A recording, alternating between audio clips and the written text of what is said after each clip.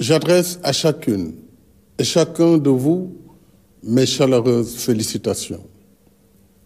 Par une heureuse coïncidence, notre fête nationale, symbole de ce qui nous rassemble au-delà de nos différences, se tient cette année sous le signe de la communion religieuse en ces temps bénis de jeûne et de carême.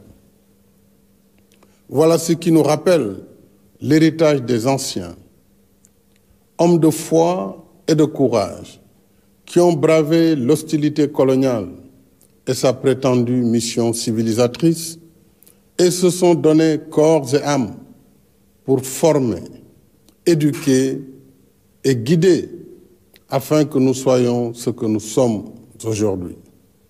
Une nation libre, ancrée dans ses valeurs spirituelles et socio-culturelles et pratiquant son vivre ensemble dans la diversité et l'harmonie.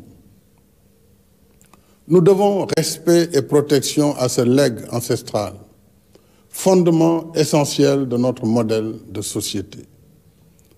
Je rends hommage à nos résistants et à nos héros qui, aux heures sombres de l'esclavage et de la colonisation, ont livré la bataille de l'honneur et refusé, au péril de leur vie et de leur liberté, que le destin de notre peuple soit scellé dans la servitude et l'aliénation.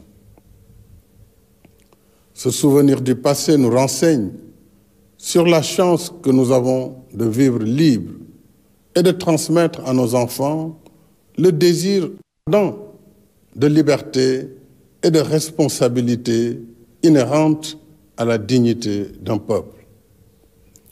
La fête de l'indépendance est aussi un exercice mémoriel en souvenir des sacrifices immenses de nos anciens combattants pour la défense du monde libre.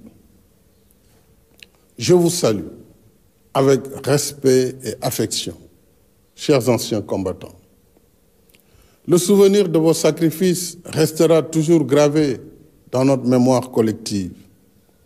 Demain, notre jeunesse et nos armées, forces vitales de la nation, seront aussi à l'honneur. À vous, officiers, sous-officiers et militaires du rang, je renouvelle ma confiance et mon soutien. Je salue la mémoire de vos défunts frères d'armes et réitère à leurs familles ma solidarité et ma compassion. Aux blessés parmi vous, j'adresse mes vœux de prompt rétablissement. Au nom de la nation, je vous redis notre satisfaction et notre fierté. Je salue votre fidélité à la symbiose armée-nation. Votre attachement aux valeurs de la République et des institutions et vos qualités professionnelles dans la conduite de vos missions au service de la nation et de la paix dans le monde. Le métier difficile des armes que vous avez choisi est devenu encore plus complexe et plus risqué en ces temps où les menaces sont plus diffuses, plus nombreuses et plus imprévisibles. C'est pourquoi, face à la montée des périls, nous poursuivons la sécurisation du territoire national avec l'implantation de nouvelles unités jusque dans les zones les plus excentrées afin de mieux affirmer la souveraineté de l'État et assurer la sécurisation des personnes et des biens. S'agissant de la gendarmerie nationale, de nouveaux escadrons de surveillance et d'intervention ont été créés dans 12 localités. Saraya, Bignona, Sédhiou, Koungheul, Ranérou, Ndioum, Podor, Kaffrine, Fatick, Mbour, Keur Massar et Diamniadio. Quant à la police nationale, elle s'est dotée de 10 nouveaux commissariats aux Parcelles Assainies, unité 15, Golfe Sud, Diamaguène Sicap Mbao, Rufisque Est, Yeumbeul Comico, Zac Mbao, Thiaroye, Linguère, Nioro du Rip, Koungheul et prochainement à Keur Massar. Ces efforts sont renforcés par la modernisation des moyens d'investigation et le relèvement des effectifs afin que nos forces de défense et de sécurité restent toujours à la hauteur de leurs missions régaliennes et des tâches civilo-militaires qui leur sont confiées, comme la préservation des ressources naturelles, thème de la fête de l'indépendance cette année. En effet, la protection de nos ressources naturelles reste au cœur des priorités de notre souveraineté, avec la raréfaction des ressources, les pillages et trafics illicites de tout genre et la nouvelle vocation minière, pétrolière et gazière de notre pays. C'est pourquoi je tiens à la poursuite des plans d'équipement de nos forces de défense et de sécurité pour qu'en tout temps et en tout lieu, elles gardent l'ascendant et soient prêtes à la riposte.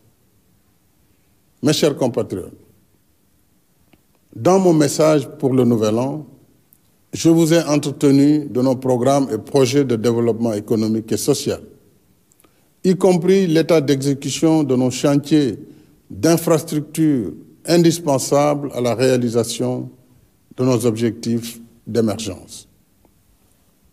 En dépit de la conjoncture économique difficile, l'État continue sa politique de soutien aux ménages, comme en témoignent les mesures de lutte contre la cherté du coût de la vie, dont la baisse du prix des loyers.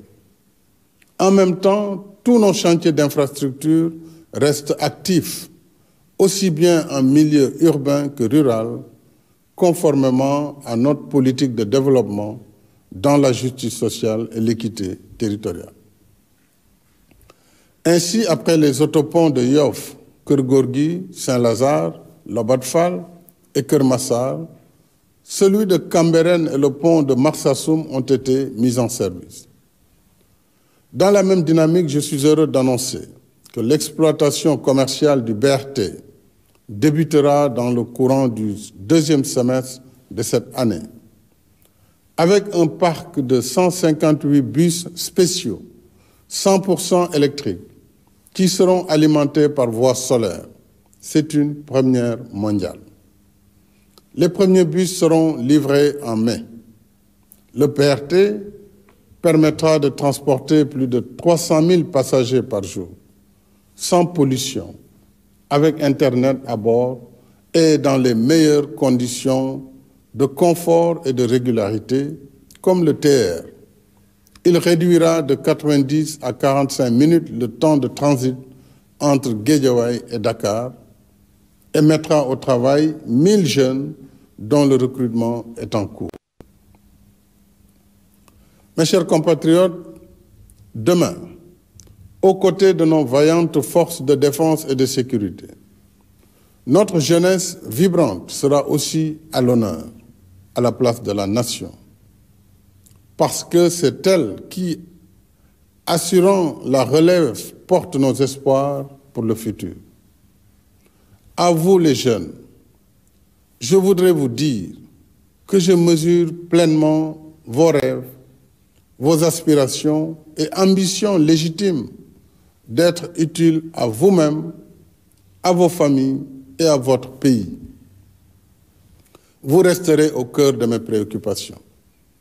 C'est le sens des investissements que nous continuons de faire dans l'éducation et la formation, y compris pour nos daara modernes.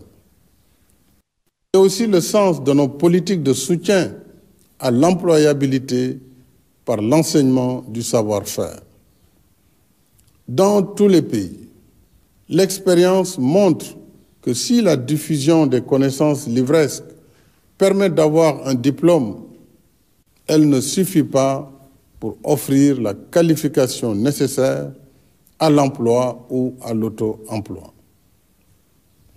C'est pourquoi nous développons davantage l'enseignement professionnel pour mieux préparer notre jeunesse à la vie active.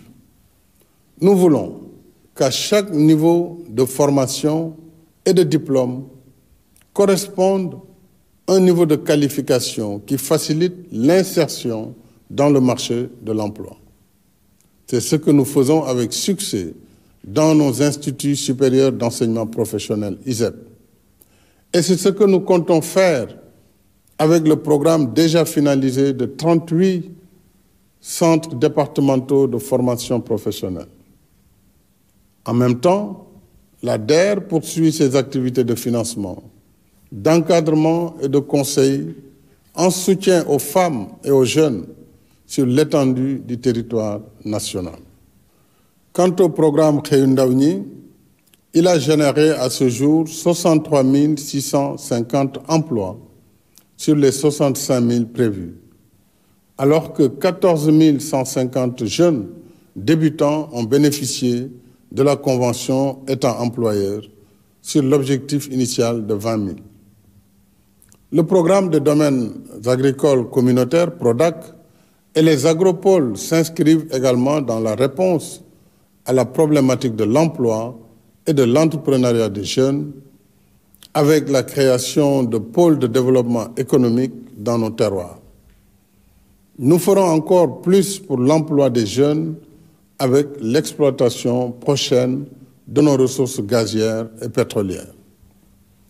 Ainsi, en collaboration avec nos partenaires, l'Institut national du pétrole et du gaz a formé 78 ingénieurs et techniciens déjà opérationnels. D'autres sont en cours de formation. En outre, à la faveur de la loi sur le contenu local, j'engage notre secteur privé national à investir davantage dans la chaîne de valeur de la filière gazière et pétrolière afin de créer de nouvelles opportunités d'emploi et d'activités génératrices de revenus pour nos jeunes. Je me réjouis de pouvoir échanger sur ce point et sur d'autres avec les dirigeants des organisations patronales au cours de l'audience que je leur accorderai dans les prochains jours. Ce soir, je voudrais aussi saluer et encourager nos 32 500 jeunes agents recenseurs engagés pour les opérations du 5e recensement général de la population et de l'habitat, prévu du 15 mai au 15 juin, afin d'actualiser nos données démographiques et statistiques.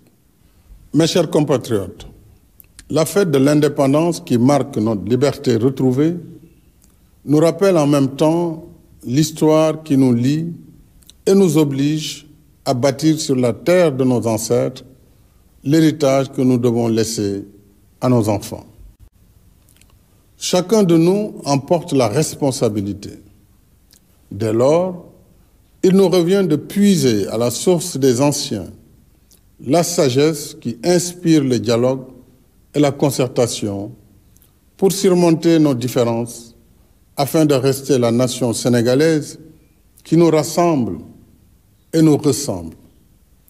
Une nation de coexistence pacifique où le sort de chacun dépend de celui de son prochain, parce que nous sommes une seule et même famille.